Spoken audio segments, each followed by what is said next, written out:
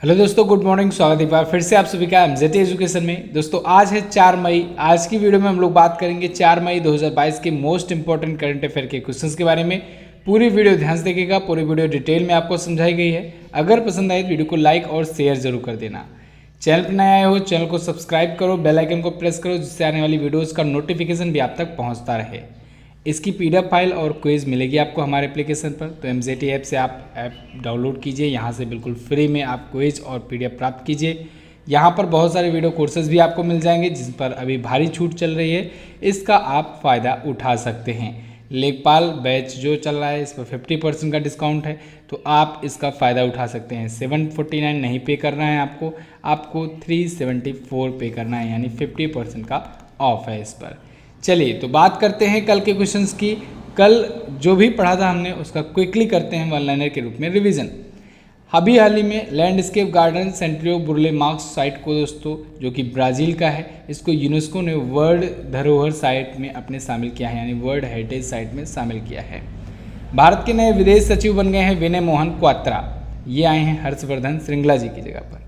और अभी हाल ही में ICICI बैंक ने MSMEs के लिए भारत का पहला open for all digital ecosystem launch किया है। 1 मई को महाराष्ट्र और गुजरात का राज्य स्थापना दिवस मनाया जाता है, ये भी आप याद रखेंगे।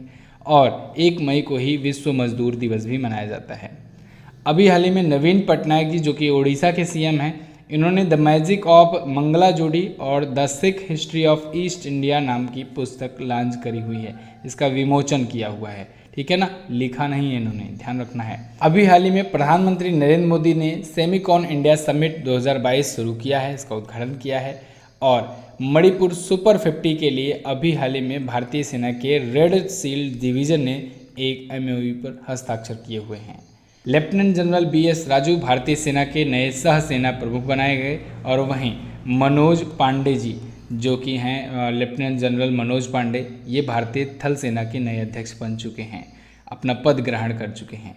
महाराष्ट्र में अभी हाल ही में महाराष्ट्र जीन बैंक परियोजना को मंजूरी मिल गई है। अभी हाल ही में प्रधानमंत्री नरेंद्र मोदी जी ने 3 यूरोपीय देशों की यात्रा की हुई है, डेनमार्क, फ्रांस और जर्मनी। क्लियर। तो ये तो कल के क्वेश्चंस थे जिनका क्विकली आपने किया रिवीजन बहुत ज़रूरी है। डेली रिवीजन अगर ऐसे करोगे तो आपको याद होता चलेगा सब कुछ। 2 क्वेश्चंस भी मैंने आपसे पूछे हुए थे जिनके आंसर आपको देना था। पहला था खेलो इंडिया यूनिवर्सिटी गेम में कौन सा संस्करण ये आयोजित हो रहा है। आज ये पूरा हो गया है संस्करण, तो इसके बारे में पूरा डिटेल में हम लोग जानने वाले हैं। तो इस बार का ये दूसरा संस्करण था। PV सिंधु ये किस राज्य से हैं? ये तेलंगाना से हैं, क्योंकि हैदराबाद से संबंध रखते हैं, ठीक है ना। ध्यान रखिएगा, अगर पूछा जाए जन्म कब हुआ था या किस राज्य में हुआ था, तब आंध्र प्रदेश हुआ करता था, तो जन्म में आप आंध्र प्रदेश लगा सकते हैं। चलिए, कंफ्यूज करने के लिए ऐसा क्वेश्चन मिल सकता है आपको। तो शुरू करते हैं आज की वीडियो। पहला क्वेश्चन आपके सामने, खेलो इंडिया यूनिवर्सिटी गेम्स 2022 में किस यूनिवर्सिटी ने सबसे ज़्यादा गोल्ड जीते हुए हैं? तो दोस्तों जैन यूनिवर्सिटी ने सबसे ज़्यादा गोल्ड मेडल जीते हुए हैं। ध्यान रखिएगा, सबसे ज़्यादा गोल्ड की अगर बात की जाए तब आप बताएंगे जैन यूनिवर्सिटी, लेकिन सबसे ज़्यादा मेडल्स की बात की जाए तो आप बताएंगे लवली प्रोफेशनल यूनिवर्सिटी पंजाब का LPU। देखिए, इसने 51 मेडल जीते हैं, लेकिन फिर भी ये 2nd पोजीशन पर है। ऐसा क्यों? क्योंकि दोस्तों मैंने आपको कई बार बताया है, हमेशा कोई सा भी गेम हो, मेडल्स टेबल हमेशा गोल्ड मेडल को देख करके ये तैयार की जाती है। जिसके ज़्यादा गोल्ड रहेंगे उसको ज़्यादा प्रायोरिटी दी जाएगी, उसको पोजीशन ज़्यादा अच्छा दिया जाएगा। तो जैन यूनिवर्सिटी ने 20 गोल्ड जीते हुए हैं, इस वजह से ये टॉप पर है। 2nd पर लवली प्रोफेशनल यूनिवर्सिटी यानी LPU है, जो कि 17 गोल्ड के साथ 2nd पर है। और पंजाब यूनिवर्सिटी 15 गोल्ड के साथ देखिए तीसरे पर है। आप यहाँ पर देख पाएंगे 48 मेडल इसके हैं, ठीक है ना, 42 मेडल इसके हैं, 41 मेडल इसके हैं, 51 मेडल इसके हैं, लेकिन फिर भी इन सब से ऊपर है जैन यूनिवर्सिटी। क्यों? क्योंकि 32 मेडल इसके हैं, जिसमें से 20 गोल्ड शामिल हैं। तो गोल्ड को ज़्यादा प्रेफर किया जाएगा। जैन यूनिवर्सिटी में आप देख पाएंगे सिल्वर भी ज़्यादा नहीं है, ना ही ब्रॉन्ज ज़्यादा है बाकियों की अपेक्षा, लेकिन यहाँ पर गोल्ड ज़्यादा इस वजह से टॉप पर है। अच्छा, जैन यूनिवर्सिटी टॉप पर कैसे आ गई? तो मैंने आपको इसके पीछे का कारण बताया था। शिव श्रीधर 7 गोल्ड अकेले ये जीत गए थे, 2 सिल्वर जीते हुए थे। और ये दोस्तों इसी यूनिवर्सिटी से हैं, इन्होंने ही पूरा का पूरा इम्प्रूव कर दिया, टेबल को रख दिया इम्प्रूव करके। तो यहाँ पर देखिए, फिर से मैं बोल रहा हूँ, तैराकी, इस पर इंडिया को बहुत ज़्यादा ध्यान देना चाहिए। तैराकी ही इंडिया के मेडल टेबल को सुधारेगा, चाहे ओलंपिक हो चाहे ये खेलो इंडिया यूथ गेम आप देख लो। तो यहाँ पर खेलो इंडिया यूनिवर्सिटी गेम्स के सभी इंपॉर्टेंट पॉइंट्स लिखे गए हैं जो आपके एग्जाम के पॉइंट ऑफ व्यू से इंपॉर्टेंट है। कहाँ पर आयोजित हुआ? श्री कांतिरवा इंडोर स्टेडियम बेंगलुरु में। कौन सा संस्करण था? दूसरा। पहला वाला कलिंगा यूनिवर्सिटी में हुआ था, भुवनेश्वर में हुआ था। इसमें इस बार 20 खेल शामिल किए गए थे, ठीक है ना। 210 से ज़्यादा यूनिवर्सिटीज़ ने हिस्सा लिया था। एम वेंकैया नायडू जी ने इसका उद्घाटन किया हुआ है। और फर्स्ट पर रहा जैन यूनिवर्सिटी, सेकंड पर लवली प्रोफेशनल और थर्ड पर पंजाब यूनिवर्सिटी रही। क्लियर बिल्कुल। अगला क्वेश्चन देखते हैं। भारत सरकार ने किसे प्रधानमंत्री नरेंद्र मोदी जी का नया सलाहकार नियुक्त किया? तो दोस्तों प्रधानमंत्री नरेंद्र मोदी जी के नए सलाहकार बन गए हैं तरुण कपूर जी। तरुण कपूर यहाँ पर आपको दिख रहे हैं, ये 1987 बैच के 1987 बैच के ये दोस्तों IAS ऑफिसर हैं। काफ़ी एक्सपीरियंस्ड, काफ़ी ज़्यादा ये उच्च पद पर रहे हैं और रिटायर हुए हैं। अभी पेट्रोलियम सचिव के रूप में ये रिटायर हुए 2021 में। तो अब तो रिटायर हो गए हैं, तो अभी इनको तरुण कपूर जी को बना दिया गया है प्रधानमंत्री नरेंद्र मोदी जी का नया एडवाइज़र, ठीक है। अभी प्रधानमंत्री मोदी जी कहाँ पर हैं? जर्मनी, डेनमार्क और फ्रांस की यात्रा पर हैं। जर्मनी में उन्होंने एक स्पीच दिया, बहुत ही फेमस हुई है ये स्पीच, काफ़ी ज़्यादा इसकी चर्चा की जा रही है, ठीक है। तो और यहाँ पर $100 बिलियन भी देने को तैयार हो गया है, डील हुई है इसकी जर्मनी के साथ, ठीक है ना, इंडिया की। तो ये सारी चीज़ें अभी कंप्लीट हो जाने दीजिए दौरा, इस पर भी मैं एक वीडियो आपको दे दूंगा या फिर इसी वीडियो में करंट अफेयर में ही आपको अच्छे से समझा दूंगा। अगला देखते हैं, विश्व प्रेस स्वतंत्रता दिवस कब मनाया जाता है? Most important question, world press freedom day. ये दोस्तों प्रत्येक वर्ष 3 मई को मनाया जाता है विश्व प्रेस स्वतंत्रता दिवस। दुनिया भर में प्रेस की आज़ादी को लेकर के, जो पत्रकारिता होती है, प्रेस की फ्रीडम होती है, उसकी आज़ादी को लेकर के ये दिवस मनाया जाता है। 1993 में यूनेस्को के आम सम्मेलन की सिफारिश पर यूनाइटेड नेशन की जो जनरल असेंबली है इसने अप्रूव कर दिया और तब से 3 मई को विश्व प्रेस स्वतंत्रता दिवस मनाया जाता है। इम्पॉर्टेंट क्या है? इम्पॉर्टेंट यह है कि विश्व प्रेस स्वतंत्रता दिवस के ही दिन दोस्तों वर्ल्ड प्रेस फ्रीडम इंडेक्स जारी होता है और इस बार जो जारी हुआ है इसमें भारत की रैंक और फिसल गई है। भारत की रैंक हो गई है 150वीं। अभी तक आप 142वां पढ़ते थे ना, लेकिन कल जो रिपोर्ट आई उसमें भारत को और डाउन कर दिया गया, 150वां स्थान दिया गया, जो कि बहुत बुरी पोजीशन है, ठीक है। यहाँ पर इसके बाद पाकिस्तान की अगर बात करें 157वां रैंक है। तो हालांकि इस रिपोर्ट पर काफ़ी ज़्यादा सवाल भी उठ रहे हैं क्योंकि इसमें बहुत सारे कंट्रीज ऐसे हैं, जैसे कि अभी आप देख लो 156वें स्थान पर अफगानिस्तान को रखा गया है, जबकि 157वें स्थान पर पाकिस्तान को रखा गया है। आप देख पाएंगे 156वें पर अफगानिस्तान है, जबकि वहाँ पर तालिबान का कब्जा है। तो अभी वहाँ पर एक रिपोर्टर की मृत्यु भी हुई थी। तो ये सब चीज़ें हैं, फिलहाल ये कंट्रोवर्शियल है रिपोर्ट, लेकिन आपको याद रखने से मतलब है, एग्जाम के पॉइंट ऑफ व्यू से इंपॉर्टेंट है, तो आप याद रख लीजिए इस बार 150वें स्थान पर है, ठीक है ना। इसके बारे में कल डिटेल में और अच्छे से चर्चा करेंगे।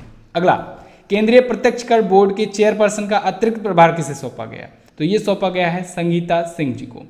संगीता सिंह, इनको अभी हाल ही में central board of direct taxes यानी CBDT के चेयरपर्सन का एक्स्ट्रा चार्ज दिया गया है। अभी JB महापात्रा जी दोस्तों ये रिटायर हुए, 30 अप्रैल को ही इन्होंने अपना कार्यकाल पूरा किया और CBDT के प्रमुख पद से रिटायर हो गए। तो अब इनके बाद इनको अभी फिलहाल के लिए अतिरिक्त प्रभार सौंप दिया गया है, जब तक कि कोई नई नियुक्ति नहीं हो जाती है। CBDT की स्थापना 1964 में हुई थी, नई दिल्ली में इसका हेडक्वार्टर है। जो भी डायरेक्ट टैक्सेस होते हैं ना, उनके लिए ये रिस्पॉन्सिबल होता है, CBDT ये बोर्ड है। और जो इनडायरेक्ट टैक्सेस होते हैं उनके लिए क्या है? उनके लिए है CBIC यानी central board of indirect taxes and customs, ठीक है ना। क्या है? Central board of indirect taxes and customs. अगला देखते हैं, हाल ही में अकाउंट एग्रीगेटर फ्रेमवर्क पर लाइव होने वाला पहला बैंक कौन बना? तो वो बन गया है UBI, union bank of India. दोस्तों अकाउंट एग्रीगेटर फ्रेमवर्क पर लाइव होने वाला पहला बैंक बन गया है। पहला PSB कहेंगे तो ज़्यादा बेटर होगा, पहला पब्लिक सेक्टर का बैंक बना है, यानी पहला सरकारी बैंक बना है, ठीक है ना। अच्छा, ये अकाउंट एग्रीगेटर है क्या? इसके तहत क्या होगा अकाउंट एग्रीगेटर फ्रेमवर्क से? इससे जो यूजर्स होंगे इससे उनकी सहमति से क्विकली डाटा का शेयरिंग हो सकेगा, डाटा शेयर हो सकेगा, ट्रांसफ़र हो सकेगा, ठीक है ना। यानी स्पीड बढ़ेगी, डिजिटलाइजेशन को और ज़्यादा बढ़ावा मिलेगा एक प्रकार से। तो यूनियन बैंक ऑफ इंडिया ने ऐसा किया है, जिसकी स्थापना 1919 को हुई थी। मुंबई में इसका हेडक्वार्टर है और राज किरण रॉय जी हैं इसके वर्तमान में अध्यक्ष। अच्छा, 1 अप्रैल 2020 को जब 10 बड़े बैंकों का विलय हुआ था तो उसमें 2 बैंक इसमें भी शामिल हुई थी, आंध्र बैंक और कॉरपोरेशन बैंक। इन दोनों का विलय हुआ यूबीआई में, यूनियन बैंक ऑफ इंडिया में। तो ये भी आप याद रखेंगे, पूछा जा सकता है कि यूनियन बैंक ऑफ इंडिया में किस बैंक का विलय हुआ, तो आप बताएंगे आंध्रा बैंक और कॉरपोरेशन बैंक। अच्छा, यूनियन बैंक ने दोस्तों अभी हाल ही में यूनियन नेक्स्ट और इसके अलावा संभव, ठीक है, ये लॉन्च किया हुआ था। तो संभव और यूनियन नेक्स्ट डिजिटल प्रोजेक्ट है इसका, ये लॉन्च हुआ है, याद रखेंगे, इंपॉर्टेंट है। रेलवे दूरसंचार को अपग्रेड करने के लिए किस मंत्रालय ने सी डॉट के साथ समझौता किया? तो ऑब्वियस सी बात है, रेलवे के टेलीकम्युनिकेशन सिस्टम को अपग्रेड करना है तो कौन सा मंत्रालय इसके लिए सामने आएगा? रेल मंत्रालय। तो मिनिस्ट्री ऑफ रेलवे ने अभी हाल ही में दोस्तों सी डॉट के साथ समझौता किया हुआ है। सी डॉट जो है ये क्या करेगा? ये इंडियन रेलवे के टेलीकम्युनिकेशन सिस्टम को अपग्रेड करेगा।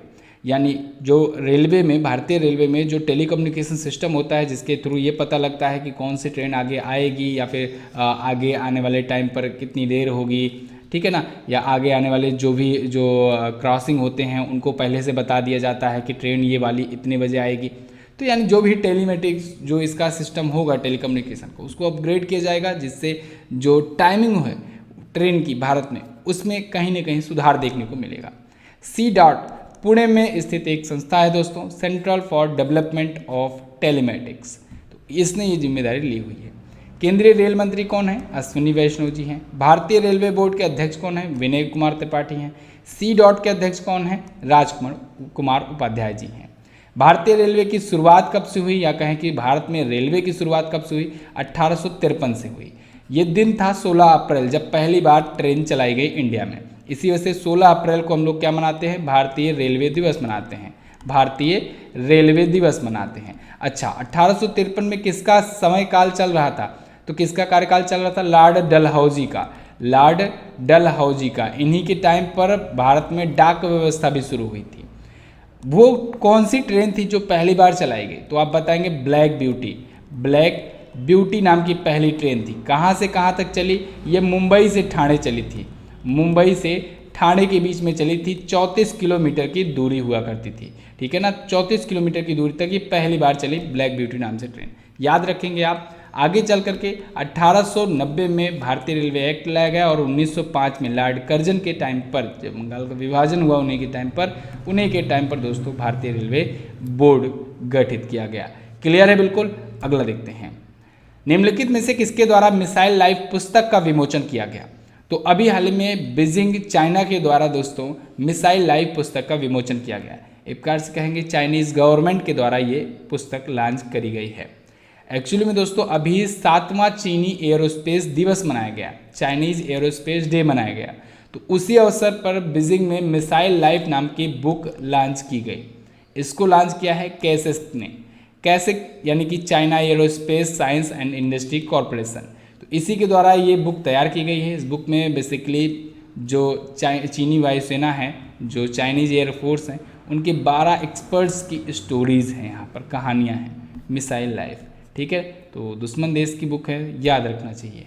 अगला, हाल ही में जारी OAG रिपोर्ट के अनुसार दुनिया का दूसरा सबसे व्यस्ततम एयरपोर्ट कौन सा है? तो वो बना है दोस्तों दिल्ली एयरपोर्ट। दिल्ली एयरपोर्ट यानी कि कहें कि IGI, Indira Gandhi international airport, नई दिल्ली। तो ये दुनिया का दूसरा सबसे व्यस्ततम, सेकेंड मोस्ट बिजिएस्ट एयरपोर्ट बन गया है। फर्स्ट पर कौन है? फर्स्ट पर है अटलांटा एयरपोर्ट। यहाँ पर आप देख पाएंगे पूरी लिस्ट है, ये जारी किया है OAG ने। यहाँ पर देखिए सोर्स में OAG है, तो इसने लॉन्च किया है। इसने बताया है कि अटलांटा हर्ट्सफील्ड जैक्सन इंटरनेशनल एयरपोर्ट, जो कि अमेरिका का है, ये सबसे नंबर 1 पर है, सबसे ज़्यादा बिजिएस्ट यानी सबसे व्यस्ततम एयरपोर्ट है दुनिया में। 2019 में भी टॉप पर था और अभी भी टॉप पर ही। दिल्ली एयरपोर्ट देखिए 2019 में 23वें स्थान पर था, अभी सेकंड पर आ गया है। 2019 से 2022 में देखिए कितना ज़्यादा बढ़ावा मिला है। दुबई इंटरनेशनल एयरपोर्ट 7वें स्थान पर था, ये तीसरे पर आ गया है। लंदन हैथ्यू एयरपोर्ट ये चौथे पर था और इस बार भी चौथे पर है। सबसे ज़्यादा लंबी छलांग लगाई है दिल्ली एयरपोर्ट ने ही। क्लियर है? चलिए अगला देखते हैं। तो यहाँ पर अभी आप देख पाएंगे सेम चीज़। अगला, कांस फिल्म फेस्टिवल में किस देश को ऑफिशियल कंट्री ऑफ ऑनर चुना गया? तो दोस्तों भारत को कांस फिल्म फेस्टिवल में ऑफिशियल कंट्री ऑफ ऑनर चुना गया है। जैसे हम लोग अपने यहाँ जब फेस्टिवल्स आयोजित कराते हैं तो फोकस देश या फोकस कंट्री या फोकस स्टेट चुनते हैं, ऐसे ही कांस फिल्म फेस्टिवल में भारत को कह सकते हैं हम लोग एक प्रकार से फोकस देश चुना गया है या कहें ऑफिशियल कंट्री ऑफ ऑनर चुना गया है। कांस फिल्म फेस्टिवल क्यों चर्चे में है? क्योंकि ये फिल्म फेस्टिवल अभी 17 मई से स्टार्ट होने वाला है, 17 मई से 25 मई तक। तो इसमें भारत को फोकस देश के रूप में या कहें कंट्री ऑफ ऑनर के रूप में लिया जाएगा। भारत के जो महान दोस्तों डायरेक्टर थे, फिल्म डायरेक्टर थे सत्यजीत रे, इनकी फिल्म यहाँ पर प्रतिद्वंदी नाम की जो फिल्म है इसका एक नया रिस्टोरेशन भी यहाँ पर प्रस्तुत किया जाएगा। अच्छा, अभी कुछ दिन पहले मैंने आपको बताया था दीपिका पादुकोण को ज्यूरी मेंबर चुना गया है कांस फिल्म फेस्टिवल में। अगला देखते हैं, IWF जूनियर विश्व चैंपियनशिप में गोल्ड जीतने वाली पहली भारतीय कौन बन गई हैं? वो बन गई हैं Harshada Sharad Garud. International weight lifting federation के विश्व चैंपियनशिप में दोस्तों हर्षदा शरद गरुड़, यहाँ पर जो आपको दिख रही है हर्षदा शरद गरुड़, ये टॉप पर आ गई हैं। छोटी सी लड़की टॉप पर आ गई है, ठीक है ना। और इन्होंने 153 किलोग्राम का कुल भार उठाया हुआ है। 45 किलोग्राम की कैटेगरी में ये पार्टिसिपेट की हुई थी, कंपटीशन की, और 153 किलोग्राम की टोटल इन्होंने भार उठाया है, जिसमें 70 किलोग्राम के आसपास का क्लीन एंड जर्क भी शामिल था। अच्छा, ये आयोजन कहाँ पर हुआ? ग्रीस के हेराक्लियोन में ये आयोजित किया गया। तो हर्षदा शरद गरुड़ ये पहली भारतीय बन गई हैं। क्लियर है? तो बस दोस्तों ये तो था हमारा आज का दिन का टॉप 10 करंट अफेयर का क्वेश्चंस। आई होप आपको वीडियो पसंद आई होगी। अगर पसंद आई है तो वीडियो को लाइक कर दीजिए, शेयर कर दीजिए अपने दोस्तों के पास, और हाँ, सब्सक्राइब नहीं किए हो चैनल तो चैनल को सब्सक्राइब जरूर कर लो, बेल आइकन को जरूर प्रेस कर लो, क्योंकि अब से लगातार क्लासेस शुरू होने वाली हैं। शाम को भी दोस्तों करंट अफेयर की अब क्लास मिलेगी, करंट अफेयर या फिर एक GS। मैं कोशिश करूंगा GS और करंट अफेयर मिक्सअप की एक सीरीज लाई जाए। तो शाम वाली सीरीज जो लाइव क्लास होती है डिजिटल बोर्ड पर, वो भी फिर से स्टार्ट की जाने वाली है। तो बस आज के दिन में आज, अच्छा हाँ, एक चीज़ और, जो पिछला जो छूटा हुआ था 4 से 5 दिन का करंट अफेयर, वो भी आज दिन में आएगा। इसके अलावा अप्रैल मंथ की वीडियो भी आज हो सकता है आए।